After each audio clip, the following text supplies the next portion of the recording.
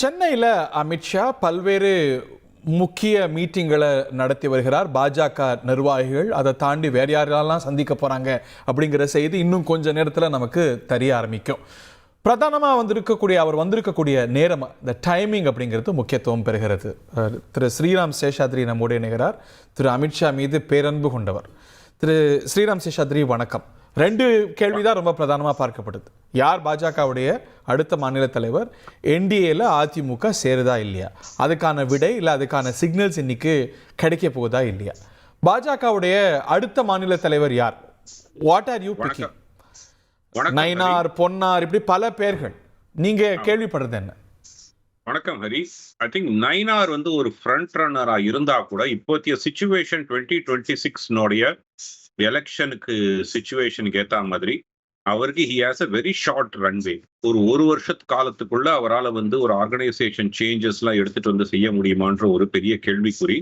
Plus அவர் ஒரு மாவட்டத்துக்குள்ளேயே சுருங்கிய ஒரு நிர்வாகியா தான் இருந்திருக்கார். ஒரு ப்ராடர் ரோல் எடுத்துக்கின்றது இல்லை இது வரைக்கும். கடைசி அவர் இருந்த ஒரு 5 ஆண்டு காலங்கள்ல கூட இந்த 10 ஆண்டு காலத்தினுடைய ஒரு தகுதின்னு ஒன்று வச்சிருந்தா கூட அதனுடைய எக்ஸப்ஷன் அவருக்கு கொடுக்கப்பட்டிருக்கு கண்டெஸ்ட் பண்ணுவதற்கு. இப்போதைய சிச்சுவேஷன்ல என்னை பொறுத்த வரைக்கும் பொன்னார் தான் ஒரு ப்ராமினன்ட் லீடர். அவருக்கு 2 டேர்ம் ஏற்கனவே இருந்திருக்கார்.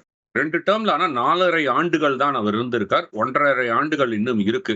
ஸோ டெக்னிக்கலி ஸ்பீக்கிங் அவருக்கு இன்னும் ஒரு 1.5 இயர்ஸ் இருக்கு.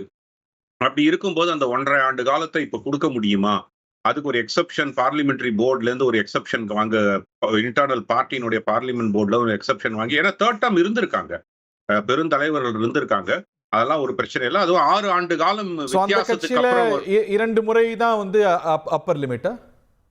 2 முறை அப்பர் லிமிட். அது 6 ஆண்டு காலத்துக்கு பிற்பாடு அடுத்த முறை வருவதற்கு உண்டான வழிவகை செய்யக்கூடிய வழி இருக்கு. எக்ஸப்ஷன்ஸ் ஆர் த நார்ம் என்னை பொறுத்த வரைக்கும். அப்படி இருக்கும்போது அந்த எக்ஸப்ஷன் அவருக்கு கொடுக்கப்படுவதற்கு உண்டான வாய்ப்புகள் அதிகம். இப்போ எக்ஸப்ஷன் அப்படின்னு பார்க்கும்போது 10 ஆண்டுகள் பாஜக நிறைவே செய்திருக்கணும், தொடர்ந்து இருக்கணும் அப்படிங்கிறாங்க. சோ அந்த கணக்கு வைத்தா நயினார் நாகேந்திரனுக்கு பிரச்சனையா இருக்கும், இல்ல திரு அண்ணாமலை வந்தா கூட அவருக்கு ஏற்கனவே இஷ்யூவா இருந்திருக்கணும். சோ அதெல்லாமே எக்ஸப்ஷன்ல வரக்கூடிய விஷயம். எக்ஸப்ஷன் தான். அண்ணாமலை வாஸ் அப்பாயிண்டட், எலெக்டட் கிடையாது. ரெண்டுத்துக்கு வித்தியாசம் இருக்கு. அண்ணாமலை வந்தபோது அவர் அப்பாயிண்ட் பண்ணப்பட்டார், எலெக்ட் செய்யப்படவில்லை. இப்போ அது எலெக்ஷன் நடக்குது. எலெக்ஷன் நடக்கும்போது அதுக்கு விதிகள் இருக்கும். அந்த விதிகளை எக்ஸப்ஷன் வாங்க முடியும் பார்லிமெண்டரி போர்ட்ல இருந்து. அப்படின்னு போது நயினாருக்கு அந்த ஒரு எக்ஸப்ஷன் கொடுக்கப்பட்டிருக்குன்னு தான் கேள்விப்படுறேன் அவர் கண்டெஸ்ட் பண்ணுவதற்கு. ஆனால் இப்போதைய சிச்சுவேஷன்ல பொன் ராதாகிருஷ்ணன் அவர்களை தான் தேர்ந்தெடுப்பதற்குண்டான ஒரு வாய்ப்பு அதிகம்.